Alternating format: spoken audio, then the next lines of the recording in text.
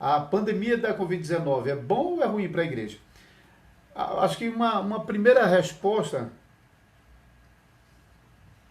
que nós podemos dar a essa pergunta é aquela resposta do sábio, né? Depende. A resposta do sábio para algumas perguntas é sempre depende, ou então é aquela resposta sim e não, né? Então, de vez em quando, para certas perguntas, tem sempre uma resposta afirmativa e uma resposta negativa. E, de vez em quando, por causa disso, a resposta é talvez, depende, né? Então, eu gostaria rapidamente de abordar essa pergunta. Então, dentro das respostas possíveis, falar sobre o bom propósito da pandemia, o bom proveito da pandemia, mas também sobre os danos causados à pandemia, pela pandemia, e concluir com um reconhecimento sobre os grandes responsáveis por tudo que está acontecendo. E eu espero que nesse ponto a gente seja estimulado realmente a invocar a mão poderosa do nosso Deus. Então estamos começando mais um programa e pedimos a graça de Deus para que possamos desenvolver esse assunto. Então, vamos começar falando sobre o bom propósito de Deus com essa pandemia, hein? Nós, cristãos, confessamos a doutrina da providência de Deus. E, às vezes nós facilmente falamos, tudo está na providência de Deus. Mas quando nós somos atingidos de uma maneira um pouco mais forte, aí naquele momento a gente já não fala com tanta segurança, não é? Essa confissão de que nós cremos e confessamos a providência de Deus. Então nós sabemos que o nosso Deus, ele criou todas as coisas, nada nesse mundo existe sem Deus, não existe nada independente dele. Deus criou todas as coisas do nada, conforme nós aprendemos em Gênesis capítulo 1. E não somente Deus criou todas as coisas, mas ele continua sustentando todas as coisas. Então, se os astros estão no céu, se a terra está em seu movimento, se a vida está brotando na terra, se os elementos e os minerais estão cumprindo o seu ciclo, tudo isso é porque Deus ativamente está sustentando todas as coisas.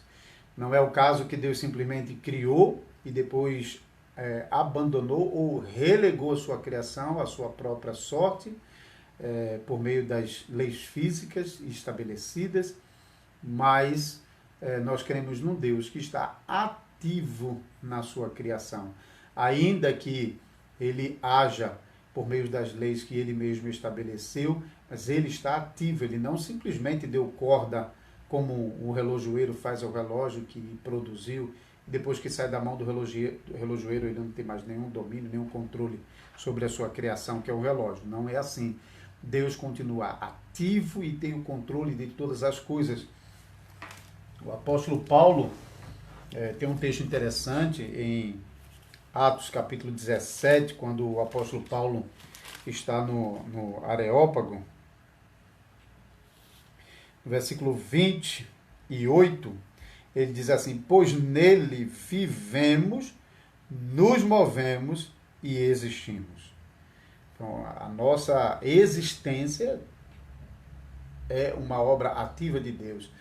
O nosso mover, se estamos vivos e estamos em movimento, é obra do poder ativo de Deus. E se vivemos por causa da obra ativa de Deus. Até Calvino, comentando esse texto, ele chega a falar que se alguém chega a levantar uma mão com uma faca para encravar no peito de alguém, isso não é fora do governo de Deus. Todas as coisas estão dentro do governo de Deus e Deus usa todas as coisas segundo os seus propósitos. Então, as coisas que nos promovem bem-estar e aquelas que promovem mal-estar em nós, todas as coisas estão dentro do governo de Deus e acontece segundo os propósitos de Deus. Nada foge ao seu governo. Então, sem conhecer os propósitos particulares de Deus, ou seja, aquele propósito menor estabelecido para cada acontecimento, cada aspecto, cada circunstância, nós não conhecemos isso. Isso não nos é revelado por Deus.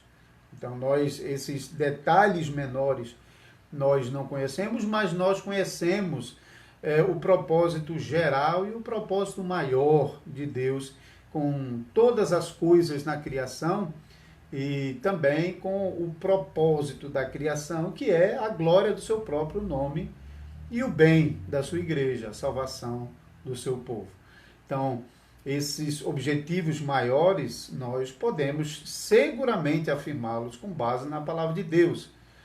Por exemplo, nós lemos em Romanos 8:28, um texto que é muito conhecido: todas as coisas cooperam para o bem daqueles que amam a Deus e que são chamados segundo o seu propósito. Não temos como negar, portanto, que todas as coisas que Deus nos envia nessa vida conturbada, sejam elas boas ou ruins, nós sabemos que Deus, ele está usando isso para dirigir a nossa vida para o maior bem que nós temos, que é a nossa salvação, a nossa libertação do domínio do pecado para pertencer ao nosso Senhor e Salvador, Jesus Cristo. Então, temos exemplos bíblicos de circunstâncias que dificilmente, no seu princípio, estaríamos certos dos detalhes por que aquilo está acontecendo. Mas podemos, à medida que os acontecimentos vão passando, nós podemos aprender mais no próprio acontecimento quais são os planos que Deus está revelando para nós. Isso aconteceu com José, por exemplo. Gênesis capítulo 37 começa a narrar a história de José com os sonhos que ele teve, com o amor especial que o pai tinha por ele, o ciúme que foi desenvolvido pelos seus irmãos, que isso é uma preparação da narrativa bíblica para o ápice dessa narrativa, que é o começo desse ápice, que é a venda dos irmãos de José pelos irmãos aos amalequitas, que o levam para o Egito, e depois o propósito maior sendo revelado ao próprio José, mais adiante, por exemplo, no capítulo 45 de Gênesis, o próprio José, ele compreende agora com clareza por que tudo isso aconteceu, qual era o propósito de Deus. Ele dificilmente poderia dizer essas palavras no começo, quando ele foi vendido como escravo, mas agora, o capítulo 45, versículos 6 e 7, José disse assim: porque já houve 2 anos de fome na terra, e ainda restam 5 anos em que não haverá lavoura nem colheita. Deus me enviou diante de vós para conservar vossa sucessão na terra e para vos preservar a vida por um grande livramento. Então, no 8 ele ainda diz assim: assim não foste vós que me enviaste para cá, e sim Deus, que me pôs por pai de Faraó e senhor de toda a sua casa e como governador em toda a terra do Egito. Então José compreendeu, enfim, que o amargo que ele havia sentido no começo dessa jornada era parte desse plano de Deus para que ele chegasse ao ponto de se tornar a segunda pessoa no Egito, e agora, por meio de José, a casa de seu pai, a semente da aliança preservada desde o Éden, do qual nos foi prometido vir o Messias. Então, agora, para preservar a semente do Messias, Deus, então, traz Jacó com sua família para o Egito, e para que isso acontecesse, ele mandou José na frente para preparar o cenário, por meio de José, para o recebimento da família da aliança, a família do Messias. Então, podemos facilmente ver que há um bom propósito de Deus por trás dos acontecimentos que não nos é revelado os pormenores, não nos é revelado os detalhes, as particularidades. Mas quando nós olhamos para o evento como um todo, não resta a menor dúvida, nós podemos dizer com toda a segurança, Deus está usando isso para um bom propósito. Deus está usando esse acontecimento para a glória do seu nome. Deus está usando esse acontecimento para a salvação do seu povo. Ainda que para a glória do seu nome, para a salvação do seu povo, pecadores tenham que padecer, e até mesmo a igreja, em meio aos sofrimentos dos pecadores, também tenham de experimentar respingos do sofrimento que esse mundo passa debaixo da opressão e da miséria do pecado. Então, certamente nós podemos falar sobre um bom propósito de Deus para essa pandemia de Covid-19. Não resta a menor dúvida. Nós podemos olhá-la e perceber muita coisa acontecendo no ambiente da saúde pública, as dificuldades de lidar com a doença, os efeitos da doença na vida das pessoas, pessoas morrendo. Nesse momento, eu em casa eu sempre digo para minha família, eu realmente não tenho, Deus sabe disso, eu não tenho medo de morrer, não tenho medo da morte, eu estou pronto para partir, estar nos braços do meu Senhor. E até em casa é um assunto que de vez em quando eu faço questão de conversar, porque esposa e filhos devem ouvir isso, devem estar preparados, devem saber exatamente o que eles devem fazer caso o pai de família morra ou a mãe morra. Então, como devem proceder, não deve ser um assunto que fica de fora. Mas, curiosamente, conversando com minha mamãe também, que graças a Deus tem a mesma segurança de salvação, uma senhora de 76 anos que goza de uma saúde relativa nessa fase da idade, é difícil falar sobre uma pessoa saudável, mas é relativamente controlada a sua saúde, mas ela está bem segura da sua salvação em Cristo e não tem o menor medo de morrer. Mas conversando esses dias, e tanto ela como eu, disse, rapaz, se possível, Deus, eu não queria morrer agora, deixa para morrer depois da pandemia, porque para mim o sepultamento é uma coisa tão importante, tão valorosa, que infelizmente o que está acontecendo agora, essa semana, um familiar de uma prima minha faleceu e os pais não puderam ver o filho. 3 pessoas apenas puderam acompanhar, porque ele estava com suspeita de Covid-19 e o sepultamento foi velado, foi lacrado o caixão e ninguém pôde participar, não houve velório, apenas isso muito rapidamente. Isso aconteceu de manhã, já na hora do almoço, já estava fazendo o sepultamento. E 3 familiares foram para acompanhar o caixão e ver o caixão sendo depositado na sepultura. Então não teve velório. Então aquele aspecto poderoso que o velório tem de atrair pessoas e fazerem pessoas refletirem sobre aquele momento, nem isso está acontecendo. Então eu queria um pouco mais de festa na minha partida, eu queria ver mais gente no meu velório, se possível, morrer depois da pandemia, para que mais gente possa estar no meu velório. Porque nesse momento, nem isso é possível para as pessoas que estão morrendo.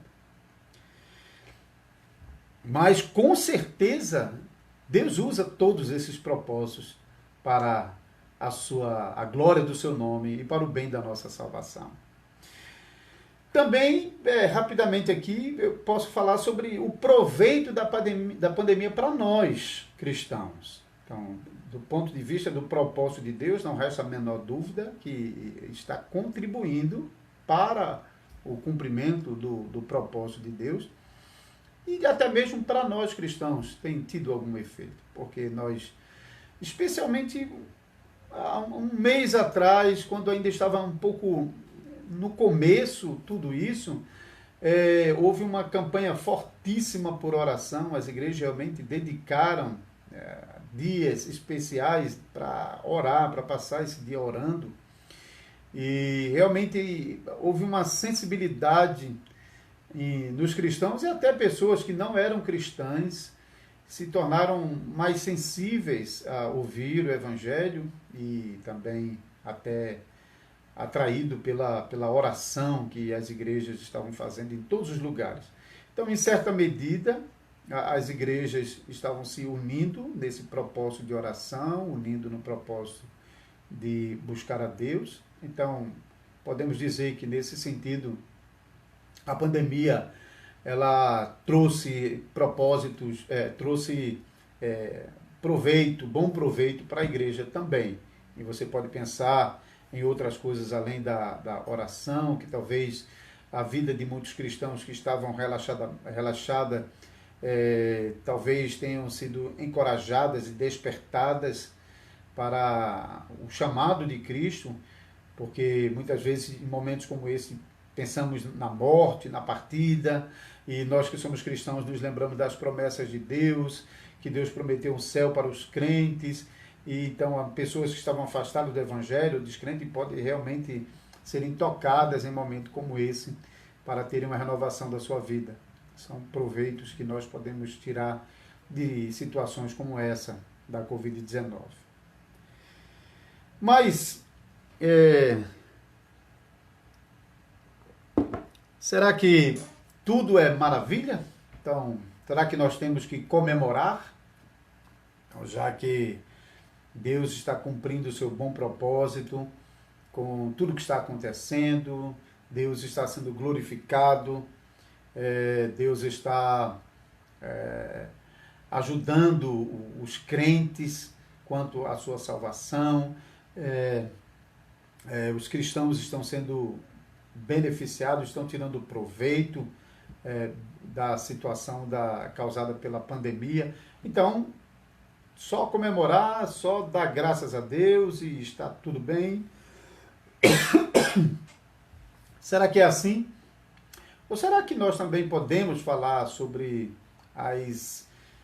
os danos causados pela pandemia da Covid-19?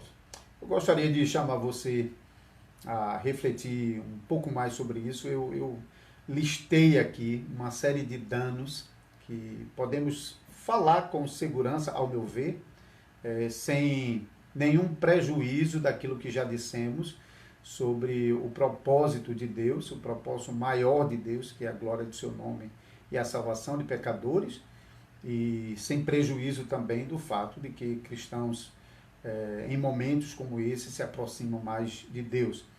Apesar disso, nós estamos provando certos danos e precisamos meditar sobre eles e avaliar a extensão desses danos e como será o futuro da igreja depois de tantos danos causados pela pandemia da Covid-19.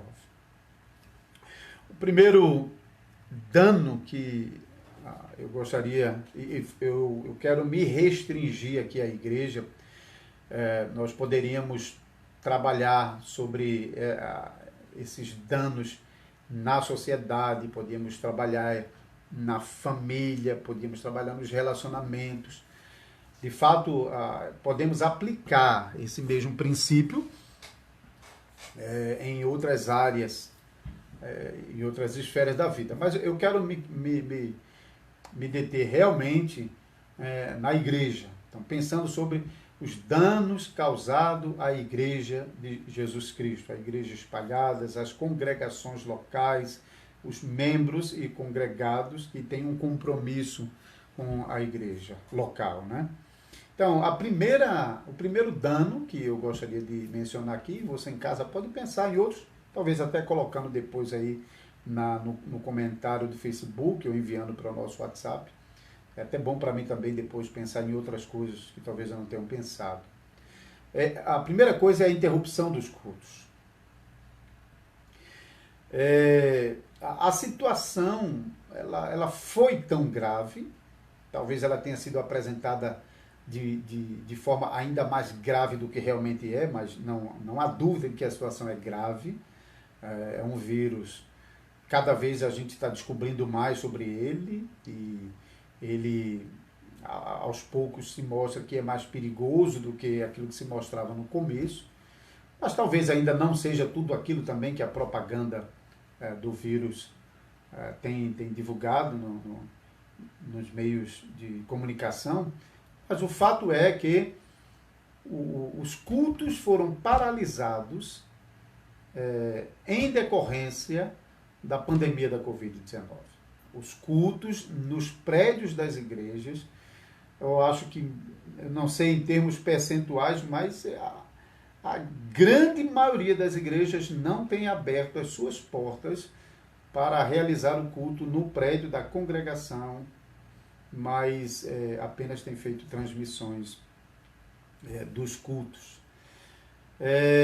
Então, primeiro, eu não quero discutir isso aqui, mas para mim a transmissão não é o culto. Então, não existe o culto online, a meu ver, não há culto online. O que há é a transmissão do culto, ou seja, o culto é um fenômeno que está acontecendo no encontro pactual entre Deus e o seu povo, e por causa da circunstância, nós temos lançado mão de um recurso que é levar a transmissão do culto para as residências dos membros e congregados da congregação que, pela razão das restrições impostas e também dos riscos, particularmente as pessoas mais idosas, não podem estar lá.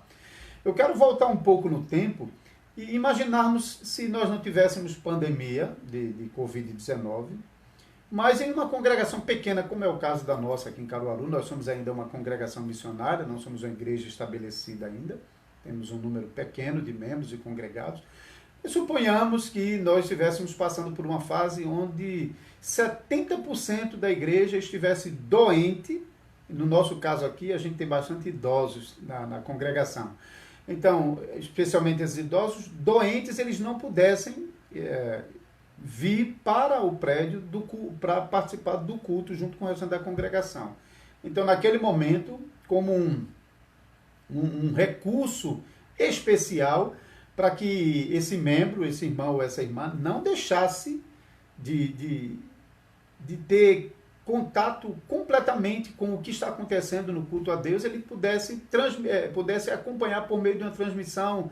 Eu fiz isso várias vezes, estando em Maceió, por exemplo, colocando o celular, ligando para a pessoa, colocando o celular no púlpito e ela lá ouvindo a pregação. Não tinha transmissão naquele momento ao vivo. Então, veja, a gente usou esses recursos várias vezes, mas não diríamos, isso é o culto. E nem aqueles irmãos que estavam assistindo ao culto da sua casa, por causa da doença, não podendo ir para a igreja e ouvindo o culto no seu celular, ele não chamaria aquilo ali de culto. No coração dele, ele continua desejando estar lá, onde o nome do Senhor está sendo invocado, naquele lugar junto com os demais membros.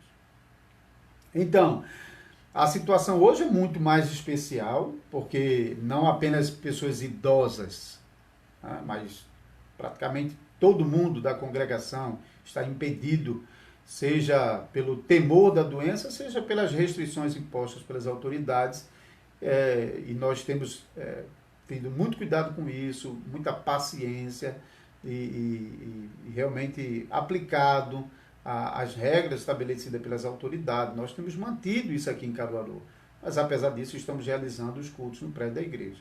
Então ali o nome do Senhor está sendo invocado. Então por que achar que situações como essa, o culto não acontece mais ali, o culto está acontecendo em todos os lugares? Isso é realmente estranho. O que a palavra de Deus nos ensina sobre o santo ajuntamento, a santa congregação do povo de Deus. Obviamente que aconteceram muitos momentos na história do povo de Deus, no Antigo Testamento, e também na história da igreja cristã, quando a igreja não pôde se reunir para dar culto a Deus. Isso realmente aconteceu várias vezes, isso não é o problema. A questão é que quando aquele momento está se passando na vida da igreja, a igreja não pode se juntar, então aquilo que os membros em suas próprias casas, dedicando tempo de adoração, de oração a Deus, eles não achavam que aquilo era o culto, eles continuavam orando a Deus e às vezes até enfrentando os perigos para se reunir às escondidas, porque eles entendiam que o culto é a congregação do povo de Deus. Então eles, ao risco de suas próprias vidas, e de prisão, e de açoite, e de morte, eles se arriscavam e procuravam se reunir. Então, por que então que nessa situação nova da pandemia, vamos chamar de culto aquilo que os irmãos estão fazendo em sua casa? Não. O culto continua sendo a congregação do povo de Deus. Então, eu estou dizendo isso, mas ao mesmo tempo eu reconheço que a situação é semelhante à situação que a igreja passou em vários momentos da história, às vezes por causa de guerra, ou mesmo por causa de doença, ou por causa de proibições de governo, a igreja foi impedida de se congregar, mas ela ficou orando a Deus, pelejando, usando todos os meios possíveis para acabar com esses impedimentos e voltar a congregar. E não legitimar o afastamento como se isso fosse o culto a Deus. Não é. Isso não é o culto a Deus. Eu realmente não consigo ver biblicamente isso como culto a Deus. Isso é uma situação especial. Como situação especial, nós temos que ter paciência, e nós aqui na congregação em Caruaru, nós também temos tido muita paciência, mas devemos orar a Deus, devemos buscar os meios para realmente chegar a uma solução, tanto no aspecto da doença, como no aspecto das restrições que estão sendo feitas, e a liberdade realmente de todos os cidadãos e da Igreja de Deus como um todo está sendo bastante prejudicada, para que a gente realmente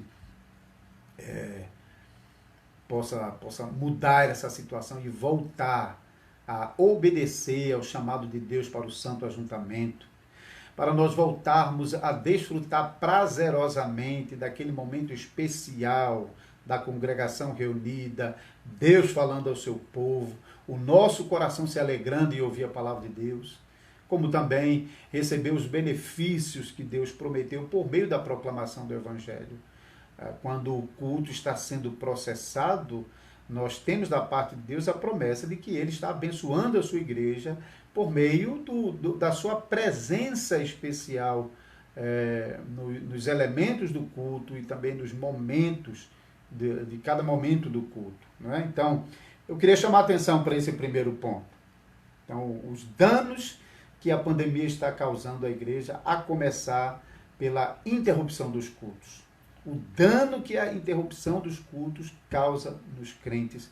E pensem sobre o prolongamento disso. Quanto mais tempo isso passa, mais problemas isso causa para a igreja, mais enfraquecimento, muitos vão se acostumando com essa nova realidade. E isso é estratégia de Satanás. O cristão não devia estar feliz com isso, não.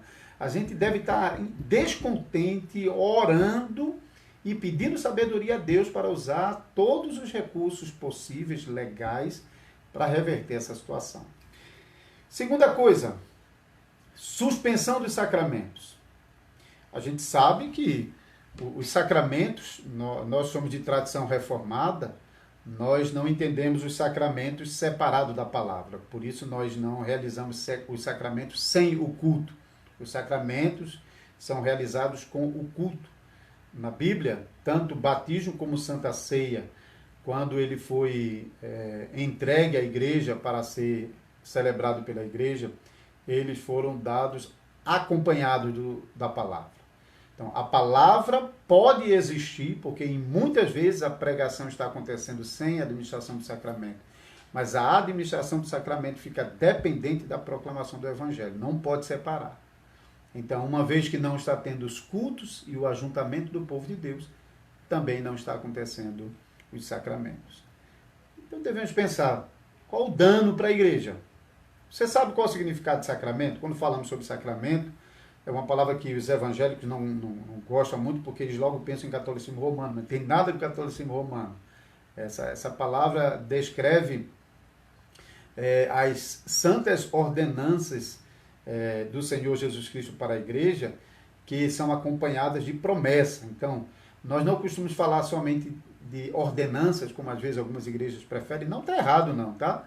Não está errado, mas eu acho que está incompleto, porque não é só uma ordenança. Ele é chamado de sacramento porque essa ordenança ela tem uma promessa de que aquilo que o sacramento está apontando, é garantido pelo Senhor Jesus Cristo. Por isso que as igrejas de tradição reformada não seguem as invenções da Igreja Católica Romana, que acrescentou outros sacramentos. Nós, a Igreja de Tradição Reformada, elas ficam com os 2 sacramentos que Cristo instituiu, o batismo e a Santa Ceia. Mas então, você sabe para quê? Nós confessamos que o sacramento ele funciona como fortalecedores da nossa fé. Nós recebemos a fé não por meio do sacramento, por meio da palavra.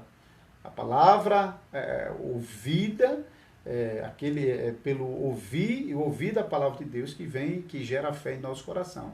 Mas agora, a fé que Deus nos deu, por causa das nossas fraquezas e pecados, essa fé ainda é muito fraca. Não por causa de Deus, mas por causa de nós, somos corruptos, nosso coração é corrupto. Então, Deus nos deu como auxílio à nossa fé o sacramento do batismo e da Santa Ceia, particularmente. Então, pense nisso. A nossa fé, ela já é uma fé fraca. Os discípulos disseram, Senhor, acrescenta a nossa fé. Jesus disse, se a fé de vocês fosse do tamanho do grão de mostarda, vocês já fariam coisas maravilhosas. Então, veja, nossa fé é muito pequena. Nós precisamos de crescer na fé, ter essa fé fortalecida. E a palavra que nos gera, ela também nos fortalece, mas também os sacramentos são nos dados como palavras visíveis, palavras experimentais, palavras que não chegam somente pelos ouvidos, mas chegam pelo tato, pelo paladar, né? Pelo olfato. Nós, quando estamos celebrando a ceia, nós sentimos o cheiro, nós pegamos com a mão, nós recebemos e comemos com a nossa boca. Nós estamos vendo com os nossos olhos. Então, o sacramento é a palavra visível, enquanto que a proclamação do Evangelho é a palavra ouvida, o sacramento é a palavra visível e perceptível, que serve para fortalecer a nossa fé. Mas nós não podemos celebrar os sacramentos. O que vai acontecer com a nossa fé? O que já está acontecendo com a fé de muita pessoa. Uma dura realidade isso. Muitos cristãos estão se afastando gradualmente da pregação, do culto, dos sacramentos e a próxima coisa que eu gostaria de falar, da comunhão dos santos. Nós, os seres humanos, por natureza, são seres sociais.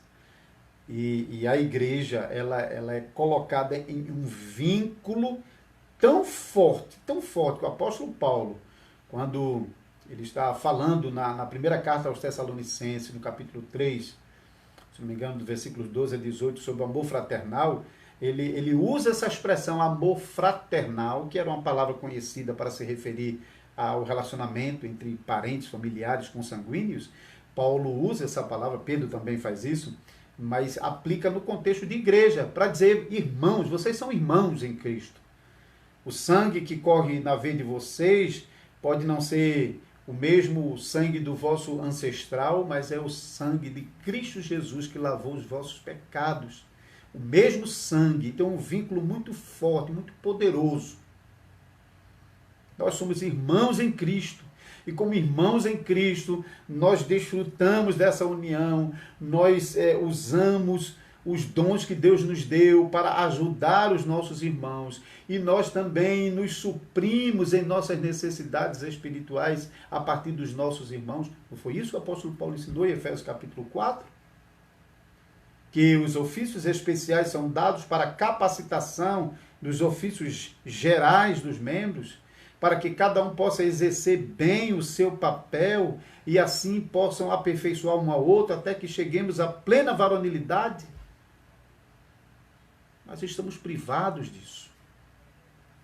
Não estamos próximos uns dos outros. Não estamos encorajando um ao outro. Nós não estamos exortando, corrigindo uns aos outros. O que será de nós se isso continuar por mais tempo?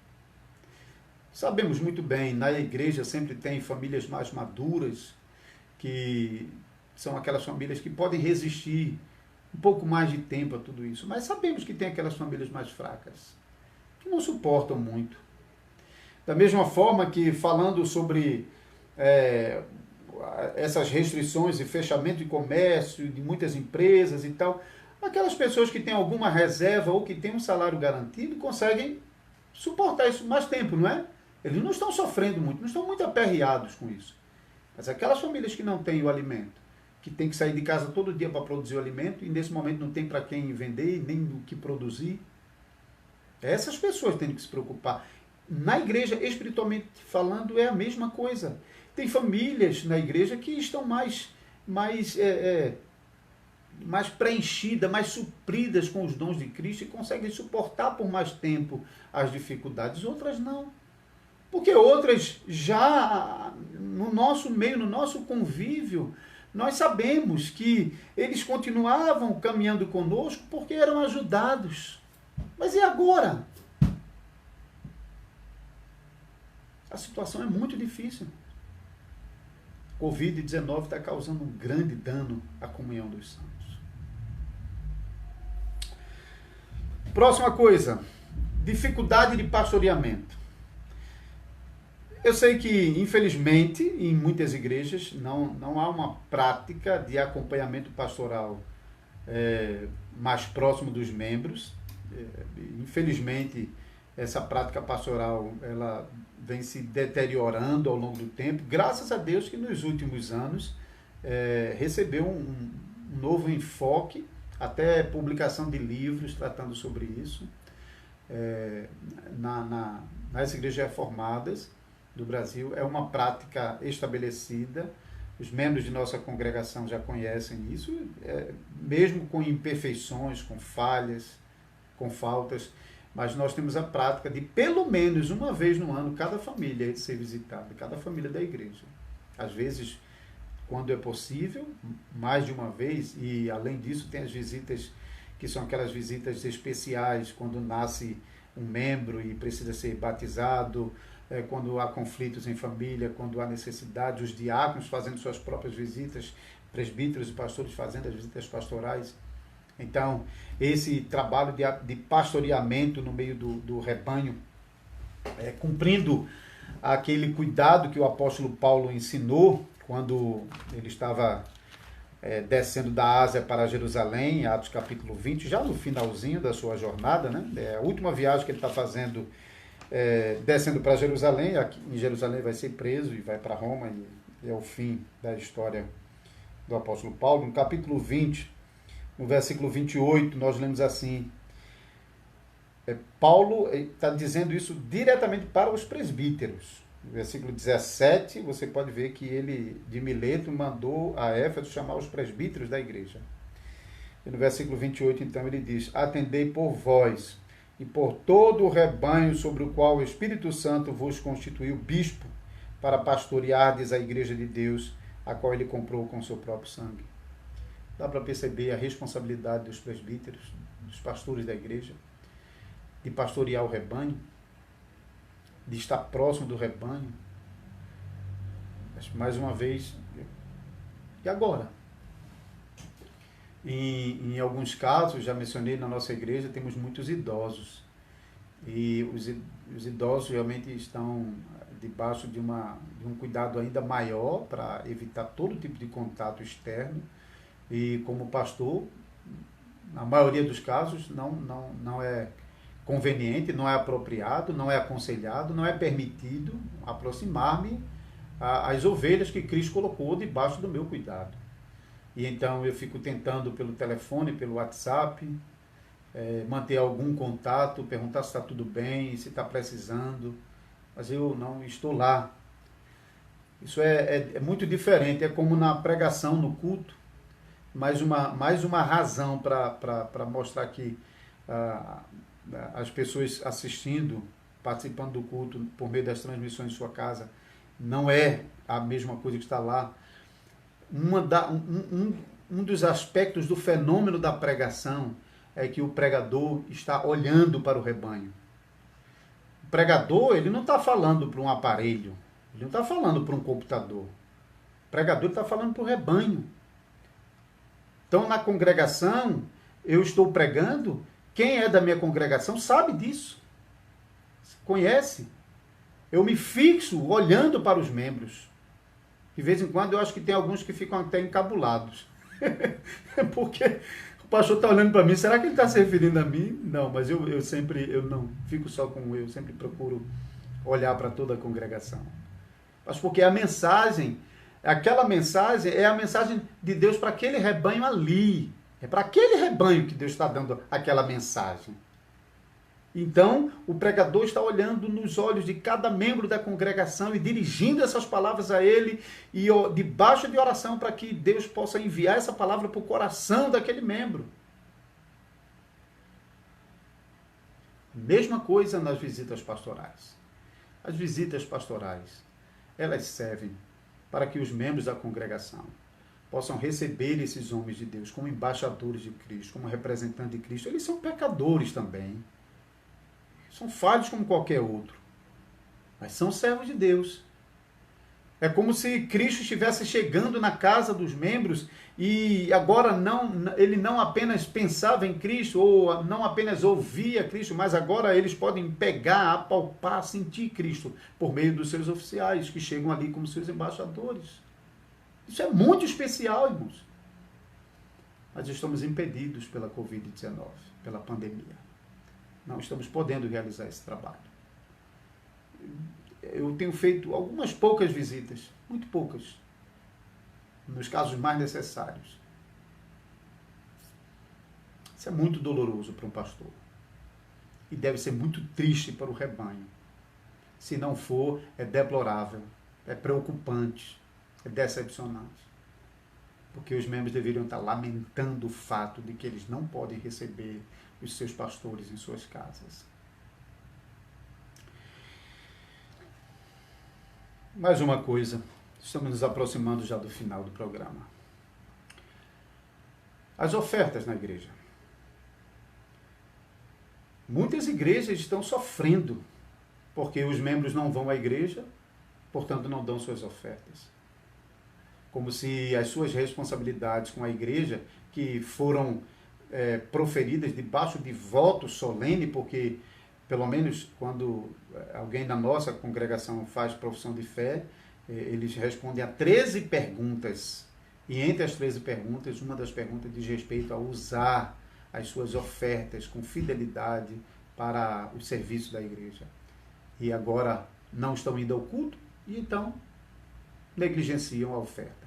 E não é por falta do dinheiro. Em alguns casos a gente sabe que pessoas ficaram sem renda. Mas em muitos outros casos, pessoas ficaram com a mesma renda que tinha antes, gastando até menos, então deveria sobrar mais na vida, e não estão sendo fiéis nas suas ofertas. E aí, compromissos da igreja vão ficando pendentes, a igreja ainda tem que pagar muitas coisas, tem compromissos, talvez no contato com outras igrejas, como é o nosso caso, os compromissos de contribuição na confederação, os compromissos com o prédio da igreja, compromissos com o trabalho diaconal para auxiliar aqueles que estão em situação mais necessitada, o sustento do ministro da palavra. Então, se eu sou um ministro e eu recebo o meu sustento da igreja, a igreja não entrega sua oferta e o sustento do ministro vem das ofertas e agora o ministro fica sem o seu salário, porque os membros não estão ofertando. Eles não estão ofertando porque eles não estão indo à igreja. Está vendo mais uma consequência da Covid-19? Está levando os membros a negligenciarem os seus votos. Eu não posso me queixar aqui da minha congregação aqui em Caruaru. Eu faço questão de dizer isso porque os irmãos têm se esforçado, a gente tem buscado outros meios para que os irmãos possam entregar suas ofertas. Graças a Deus, nós realmente podemos dar graças a Deus. Mas em muitas igrejas é uma situação preocupante, porque as igrejas não estão conseguindo recolher as ofertas dos membros e alguns compromissos são invariáveis. Enquanto que as nossas ofertas não são pagamento de impostos, as nossas ofertas são contribuições de um coração voluntário, de um coração que reconhece que o que tem foi Deus que deu. E um coração que reconhece o valor da igreja de Cristo, o corpo de Cristo e do trabalho da igreja, o valor que tem a proclamação do evangelho, o valor que tem ter um ministro da palavra pregando no púlpito da igreja, o valor que tem ver os diáconos trabalhando no meio da congregação, suprindo a necessidade dos que precisam. Quando nós estamos entregando a nossa oferta ao Senhor, nós estamos mostrando gratidão a Deus e amor por nossos irmãos. Pense nisso, você que está nos ouvindo. Como você está lidando com esse tema da oferta?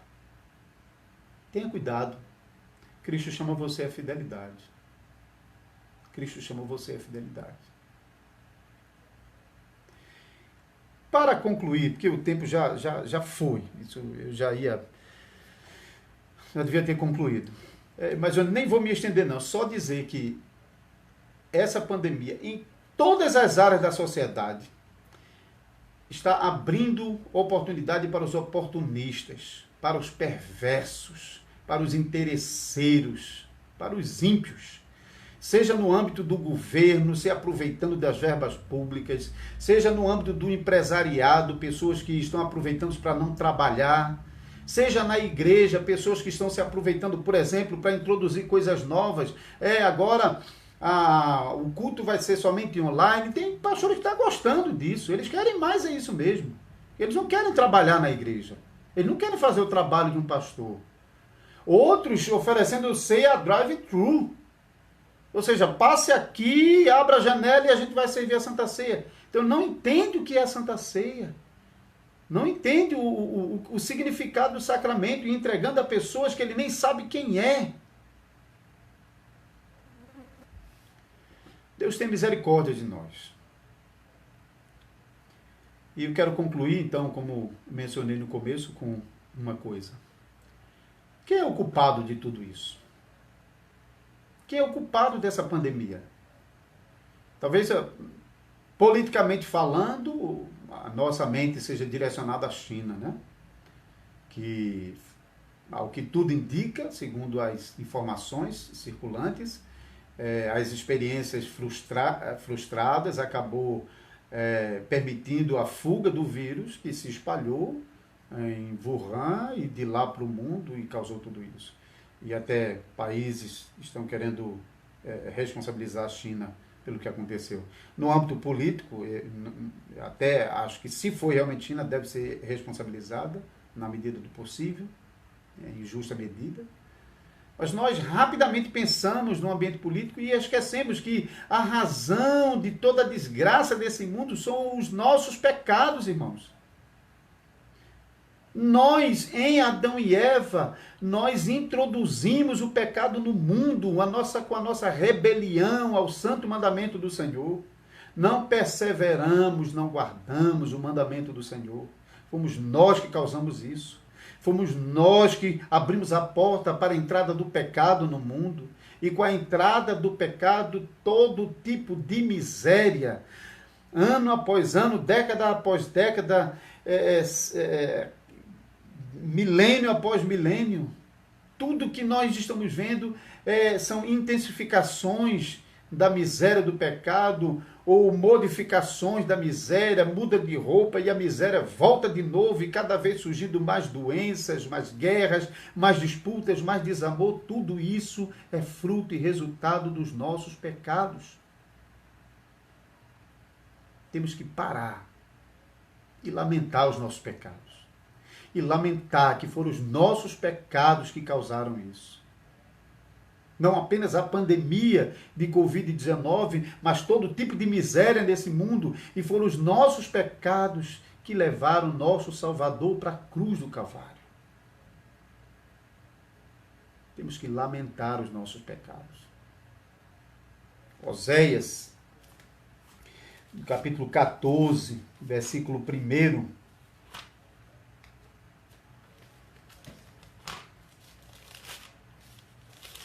Ele diz assim: volta, ó Israel, para o Senhor teu Deus, porque pelos teus pecados estás caído.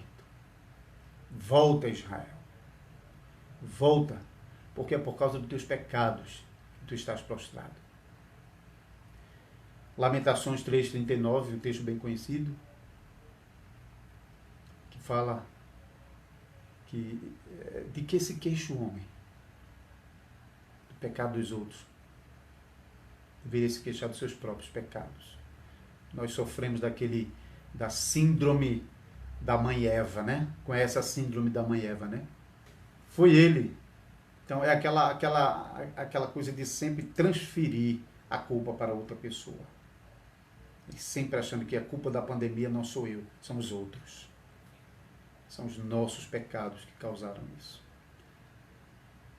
E quanto mais a nossa sociedade e o mundo se entrega ao pecado, mais vai colher de miséria por causa dos seus pecados.